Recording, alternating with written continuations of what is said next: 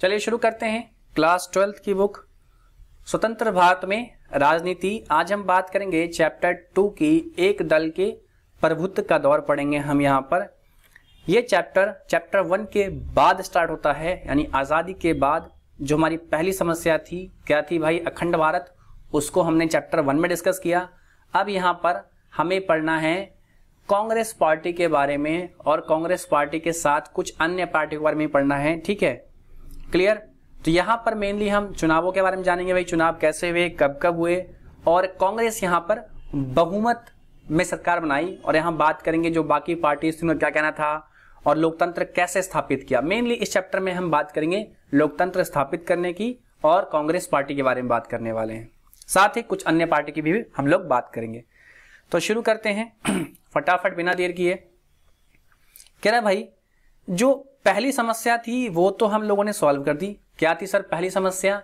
तो भाई क्या करना, भारत को एक करना, ठीक है, अखंड भारत का निर्माण, ठीक है, जो कि हमने कर लिया। उसके बाद जो समस्या थी वो क्या थी भाई, लोकतंत्र स्थापित करना। क्या था भाई, लोकतंत्र स्थापित करना थी समस्या, ठीक है। चलिए शुरू करते हैं फटाफट बिना देर किए। तो बात कहेंगे कि पहली समस्या सामना करने के बाद भारत के सामने दूसरी मुख्य समस्या लोकतंत्र स्थापित करने की थी। 15 अगस्त 1947 में आजादी प्राप्त करने के बाद भारत ने संविधान निर्माण की प्रक्रिया को पूरा किया और भारतीय संविधान को बनने में 2 साल 11 महीने और 18 दिन का समय लगा। कितना भाई, 2 साल 11 महीने और 18 दिन, जरा याद रखना इस बात को, ठीक है। और कब बनकर तैयार हुआ, 26 नवंबर 1949 को बनकर तैयार हुआ।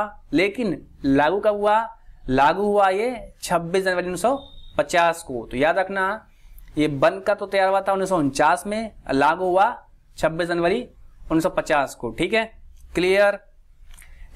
जनवरी 1950 में चुनाव आयोग की स्थापना की गई। चुनाव आयोग कौन, जो पूरे भारत में चुनाव को करवाती है। और इसके जो पहले आयुक्त बने, कौन बने वो भाई, सुकुमार सेन बने। कौन बने, सुकुमार सेन बने। मतलब 26 जनवरी 1950 को चुनाव आयोग की स्थापना हुई और इसके प्रथम आयुक्त बने सुकुमार सेन। आगे बढ़ेंगे। देश में चुनाव करवाना किसी चुनौती से कम नहीं था। ऐसा क्यों था दोस्तों? ऐसा होने का जो मेन कारण थे ना, जो बड़े बड़े कारण थे उन पर डिस्कशन कर रहा हूं। कह रहा है देश में केवल 16% लोग ही पढ़े लिखे थे, पहला कारण। दूसरा, 17 करोड़ मतदाताओं द्वारा 3200 विधायक और 489 सांसद चुने जाने थे, ठीक है। और संचार के साधनों एवं प्रौद्योगिकी का अभाव था। मतलब देखो भाई, संचार मतलब क्या होता है, टेलीफोन, फोन, रेडियो, टीवी, ये सब था। उस समय तो था नहीं। रेडियो ही बड़ी मुश्किल से किसी के साथ हुआ करता था, ठीक है, वो भी नहीं था लोगों के पास, ठीक। और टेक्नोलॉजी वहां पे क्या थी, बिल्कुल ना के बराबर थी, ठीक है। देश में अधिकांश जनसंख्या गरीबी से जूझ रही थी, ठीक है भाई। उस समय ना जब देश आजाद हुआ तो भाई खाने के लाले पड़े हुए थे लिटरली, ठीक है। देश के पास खाने की सबसे बड़ी समस्या थी कि आधे से ज्यादा देश भूखमरी का शिकार था उस समय। अगला जो समस्या था वो था चुनाव क्षेत्र का निर्धारण करना, कि भाई चुनाव जो क्षेत्र है कहां कहां चुनाव होगा, पहली बात तो ये, और कितने एरिया में चुनाव होगा, ठीक है। ये निर्धारण करना भी काफी मुश्किल काम था। चलिए, अच्छा, कह रहा पहला चुनाव कब हुआ भाई, 1952 में हुआ। हालांकि शुरू ये 1951 से ही हो गया था, ठीक है, अक्टूबर से शुरू हुआ था, ठीक। बात करेंगे अभी इसके आगे। चलिए, कह रहा देश में पहले आम चुनाव करवाने के लिए भाई क्या क्या किया गया। लगभग 3 लाख लोगों को प्रशिक्षित किया गया, मतलब सिखाया गया। और चुनाव क्षेत्र का सीमांकन किया गया, मतलब सीमाएं बनाई गई, भाई किस क्षेत्र में चुनाव होगा और ये क्षेत्र कितना बड़ा होगा। मतदाता सूची बनाई गई, जिसको आप लोग कहते हैं वोटर कार्ड लिस्ट बोलते हैं, क्लियर। देश में चुनाव प्रचार शुरू हुआ, ठीक। तो भाई ये जो चुनाव हुए इसमें क्या थे, देश में जो लोग थे उनकी राय थोड़ी अलग अलग थी। हम कुछ लोगों की यहाँ पे राय देखने की कोशिश करेंगे। कह रहा है एक हिंदुस्तानी संपादक ने इसे इतिहास का सबसे बड़ा जुआ कहा। तो प्रथम चुनाव को क्या कहा जाता है, इतिहास का सबसे बड़ा जुआ भी कहा जाता है। अच्छा, भारत में पहले आम चुनाव अक्टूबर 1951 से लेकर फरवरी 1952 तक हुए, क्योंकि ज्यादातर चुनाव 1952 में हुए थे, ठीक है, इसीलिए इसे 1952 का आम चुनाव कहा गया। क्लियर है, कोई दिक्कत मेरे ख्याल से होनी नहीं चाहिए। चलिए, ऑर्गेनाइजर एक मैगजीन थी, ठीक है, क्या थी भाई, एक मैगजीन थी। अब पत्रिका में लिखा कि जवाहरलाल नेहरू अपने जीवन रहते ही ये देख लेंगे और पछताएंगे कि भारत में, दो बार लिख दिया है, भारत में सार्वभौमिक वयस्क मताधिकार असफल रहा। मतलब ये जो वोटिंग सिस्टम था ये क्या रहा, असफल रहा, ठीक है। लेकिन ऐसा जो रिजल्ट आए, उन्होंने इसकी पूरी काया ही पलट कर दी। क्या रिजल्ट आया, रिजल्ट भाई भारत में जो लोकतंत्र था वो क्या, सफल रहा। लोगों ने क्या किया भाई, बढ़ चढ़कर चुनावों में हिस्सा लिया और चुनाव में उम्मीदवारों के बीच कड़ा मुकाबला हुआ और हारने वाले उम्मीदवार ने भी परिणाम को सही बताया, ठीक है। और भारतीय जनता ने इस चुनावी प्रयोग को बखूबी अंजाम दिया और इसे आलोचकों के मुंह बंद कर दिए। मतलब ये जो एक्सपेरिमेंट था चुनाव का, ये पूरी तरह से सफल रहा और जो इसके आलोचक थे उनका मुंह बंद कर दिया, ठीक है। चुनावों में कांग्रेस ने 364 सीटें जीती। मतलब जो सबसे उभरती हुई पार्टी थी क्या थी, कांग्रेस थी। पता ही आप लोग को, क्योंकि सारे जो बड़े नेता थे, जो करिश्माई नेता थे, क्या थे, कांग्रेस के समर्थन में थे। क्लियर सी बात है। पहली बात तो महात्मा गांधी ही कांग्रेस के समर्थन में थे, पंडित जवाहरलाल नेहरू हो गए, मतलब काफी सारे क्या थे, सब कांग्रेस के थे। तो किसी और पार्टी जितना संभव भी नहीं था, ठीक है। और सबसे बड़ी पार्टी बनकर उभरी। दूसरी सबसे बड़ी पार्टी क्या रही भाई, कम्युनिस्ट पार्टी ऑफ इंडिया रही। देखो जरा सीटों में कितना अंतर है, देखो पहली पार्टी के 364 और दूसरी पार्टी के 16। देख रहे हो भाई साहब कितना अंतर है, 348 सीटों का अंतर है भाई साहब, बहुत ज्यादा सीटें होती है। और देश के प्रथम प्रधानमंत्री कौन बने भाई, जवाहरलाल नेहरू को बनाया गया, ठीक है। इसकी सिफारिश गांधी जी ने की थी। इसके कारण भी है, अभी तो नहीं पढ़ना हमें, फ्यूचर में बताऊंगा आपको नेक्स्ट वीडियोस में, ठीक है। अच्छा, यहीं से शुरू होता है कांग्रेस का प्रभुत्व, ठीक है। जरा बात करते हैं इसके प्रभुत्व की। तो आइए, कह रहा है कांग्रेस एकमात्र ऐसी पार्टी थी जिसका संगठन पूरे देश में फैला हुआ था और स्वतंत्र संग्राम की विरासत थी। मतलब जितने भी नेता थे क्या थे, सारे क्या थे, आजादी के साथ जुड़े हुए थे। तो इनके पास क्या थी, विरासत भी थी, ठीक है। एक बड़े एवं करिश्माई नेता इनके अगुवाई कर रहे थे, बताया मैंने आपको। उस समय देखो यार, जो गांधी जी थे, जो पंडित जवाहरलाल नेहरू थे, ये सब क्या थे, बहुत फेमस नेता थे और पूरे भारत इनकी बात सुनता था। यहां तक बात छोड़ो, पूरी दुनिया में इनकी बात सुनी जाती थी, ठीक है। क्लियर, सभी वर्गों का समर्थन, सभी विचारधाराओं का समावेश था इसके अंदर, ठीक है, कांग्रेस पार्टी के अंदर। अच्छा भाई, बात करें कांग्रेस के प्रभुत्व की प्रकृति की, मतलब ये जो प्रभुत्व था ये कैसा था। तो भाई जो कांग्रेस का प्रभुत्व था वो बाकी सबसे अलग था। क्यों सर, बाकी सबसे अलग क्यों था, आइए इसी की चर्चा मैं यहां पे कर देता हूं आपके लिए।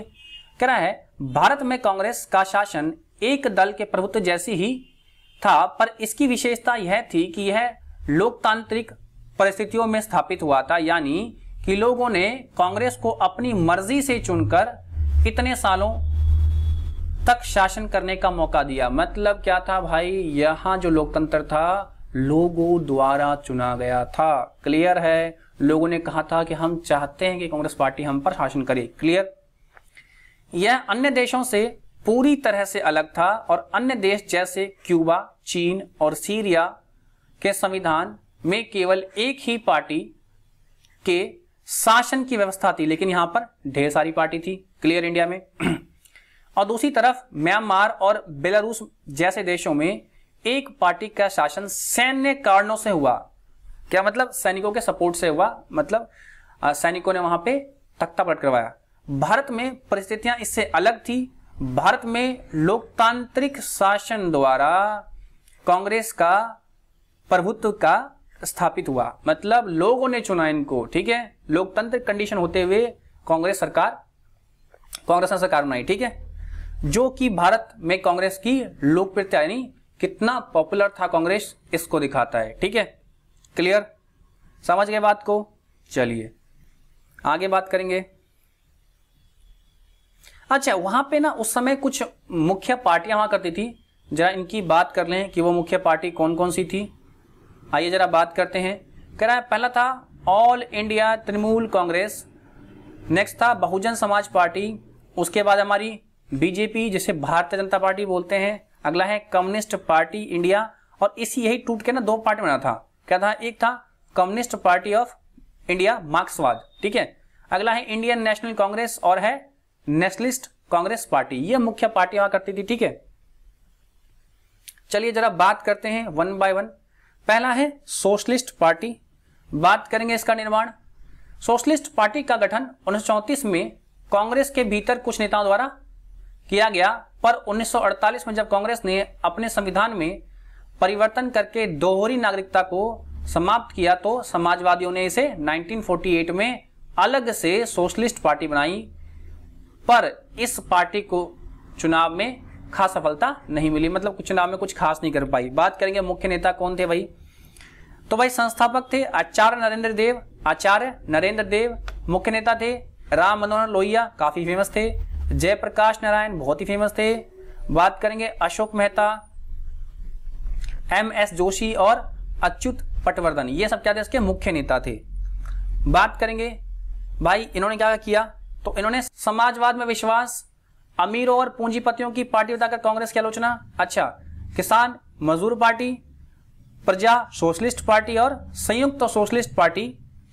आगे बात करेंगे नेक्स्ट, कह रहा है कम्युनिस्ट पार्टी ऑफ इंडिया, जरा इसकी बात कर दें। कह रहा है 1917 में क्या भाई रूस में क्या हुई थी, क्रांति हुई थी। कह रहा है 1917 में रूस की क्रांति से प्रेरित होकर भारत में कई साम्यवादी समूह उभरे। यह वह समूह थे जो देश की समस्याओं का समाधान साम्यवादी विचारधारा के द्वारा करना चाहते थे। 1935 तक इन सभी समूहों ने कांग्रेस के अंदर रहकर कार्य किया और दिसंबर 1941 में कांग्रेस से अलग हो गए और अलग से कम्युनिस्ट पार्टी ऑफ इंडिया की स्थापना की। और मुख्य नेता कौन थे भाई, ES निमुरी पाद, PC जोशी और अजय घोष और AK गोपालन, इसके क्या थे भाई, मुख्य नेता थे, ठीक है। जरा बात करेंगे इसमें फिर क्या हुआ इसके बाद इसका, तो इनकी विचारधारा क्या थी भाई। बात करें इनकी विचारधारा, कह रहे यह पार्टी साम्यवादी विचारधारा से प्रेरित थी, ठीक है। और इन्होंने कहा कि 1947 में मिली स्वतंत्रता सच्ची स्वतंत्रता नहीं है, ठीक है। और 1951 में हिंसक विद्रोह का रास्ता छोड़कर चुनाव लड़ा और दूसरी सबसे बड़ी पार्टी बनकर उभरी, ठीक है। क्लियर, कोई दिक्कत, चलिए। अच्छा, फिर इसका क्या हुआ, विभाजन भी हुआ। क्लियर, विभाजन के बाद दो पार्ट्स में बढ़ गए, पहला था कम्युनिस्ट पार्टी ऑफ इंडिया और दूसरा था कम्युनिस्ट पार्टी ऑफ इंडिया मार्क्सवादी, ठीक है। क्लियर। अच्छा, बात करेंगे स्वतंत्र पार्टी की, ठीक है। कह रहे स्वतंत्र पार्टी की स्थापना 1959 में C राजगोपालचारी द्वारा की गई थी, ठीक है। क्लियर। बात करेंगे विचारधारा की, तो कह रहा है इस पार्टी के अनुसार सरकार को अर्थव्यवस्था में कम हस्तक्षेप करना चाहिए और निजी क्षेत्र को यानी प्राइवेट सेक्टर को छूट देनी चाहिए। और इस पार्टी द्वारा सोवियत संघ से दोस्ती का विरोध किया गया, ठीक है। और अमेरिका से संबंध बढ़ाने का समर्थन किया गया और गुट निरपेक्षता की नीति का विरोध किया गया। बताया था ना, गुट निरपेक्षता की नीति क्या थी, जब पूरी दुनिया दो भागों में बट गई थी तो हमारे देश ने क्या किया, किसी में भी शामिल नहीं हुआ, मतलब दोनों गुटों में शामिल नहीं हुआ। तो गुट निरपेक्ष नीति का मतलब क्या है, किसी भी गुट में शामिल ना होना। क्लियर है। आगे बढ़ेंगे, कह रहा मुख्य नेता कौन थे भाई, तो जरा बात कर देते हैं। तो पहले थे C राजगोपालचारी और KN मुंशी, NG रंगा और मीनू मसानी। अच्छा भाई, आप देख पा रहे हो इनकी फोटोज, ठीक है, कोई दिक्कत नहीं है। बात करेंगे आगे। अच्छा, भारतीय जनसंघ बात करेंगे। कह रहा है भारतीय जनसंघ की स्थापना 1951 में श्याम प्रसाद मुखर्जी के द्वारा की गई। क्लियर है, कोई दिक्कत, चलिए आगे बढ़ेंगे। कह रहा है विचारधारा क्या थी भाई इनकी, कह रहा है भारतीय जनसंघ की विचारधारा राष्ट्रवाद से प्रेरित थी। किससे प्रेरित थी भाई, राष्ट्रवाद से। इन्होंने हिंदी को राष्ट्रभाषा बनाने का समर्थन किया और अंग्रेजी भाषा क्या किया उन्होंने, विरोध किया, ठीक है। और पाकिस्तान को मिलाकर अखंड भारत बनाने का समर्थन किया, ठीक है। और एक देश एक राष्ट्र एक संस्कृति का इन्होंने समर्थन किया, ठीक है। क्लियर, कोई दिक्कत, आगे बढ़ते हैं। अच्छा, बात करेंगे इनके मुख्य नेता की।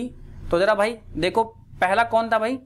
श्याम प्रसाद मुखर्जी, दूसरा था बलराज मोदक, तीसरे थे दीनदयाल उपाध्याय। क्लियर है? आगे बढ़ेंगे। दूसरा आम चुनाव कब हुआ भाई?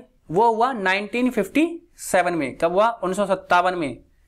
जरा बात करेंगे, कह रहा 1957 में भारत में दूसरे आम चुनाव हुए। इस बार की स्थिति पिछली बार की तरह ही रही और कांग्रेस ने लगभग सभी जगह आराम से चुनाव जीत लिया और लोकसभा में कांग्रेस ने 371 सीटें मिली और जवाहरलाल नेहरू ने दूसरी बार भारत के प्रधानमंत्री बने। पर केरल में कम्युनिस्ट पार्टी, कहां पे भाई? केरल में कम्युनिस्ट पार्टी का प्रभाव दिखा और कांग्रेस केरल में सरकार नहीं बना पाई। और 1957 में केरल में कम्युनिस्ट पार्टी ऑफ इंडिया ने सरकार बनाई और ES निम्बूरीपाद मुख्यमंत्री बने। और 1959 में केंद्र सरकार ने संविधान को के आर्टिकल 356 का प्रयोग करके इसकी सरकार को बर्खास्त कर दिया और इस फैसले पर भविष्य में बहुत विवाद हुआ। अब भाई ये आर्टिकल 356 क्या है?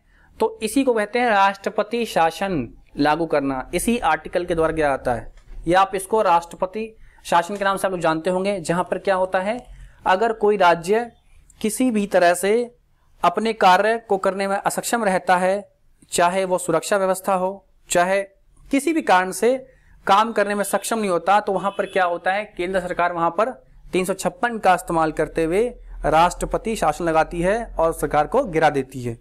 क्लियर? और वहां से फिर से चुनाव होते हैं। ठीक, करेक्ट। तीसरा आम चुनाव कब हुआ भाई? तीसरा आम चुनाव हुआ 1962 में। दोस्तों कब हुआ? 1962 में। आइए जरा देखते हैं। कह रहा है 1962 में भारत में तीसरे आम चुनाव हुए, जिसमें फिर से कांग्रेस बड़े आराम से लगभग सभी जगहों पर चुनाव जीत गई और इस चुनाव में कांग्रेस ने लोकसभा में 361 सीटें जीती और जवाहरलाल नेहरू तीसरी बार प्रधानमंत्री बने। क्लियर है? बात समझ गए? तो चलिए भाई, ये चैप्टर तो आज यहीं तक है। ठीक है, मिलते हैं अगली वीडियो में। और जाते थे भाई, वीडियो को लाइक, शेयर और सब्सक्राइब करना ना भूलें। आपके लिए हम ढेर सारी अच्छी अच्छी वीडियो लेके आते हैं, तो वीडियो को भाई लाइक, शेयर और सब्सक्राइब जरूर करें। तो मिलते हैं कल नई वीडियो के साथ। Till then, bye bye and take care.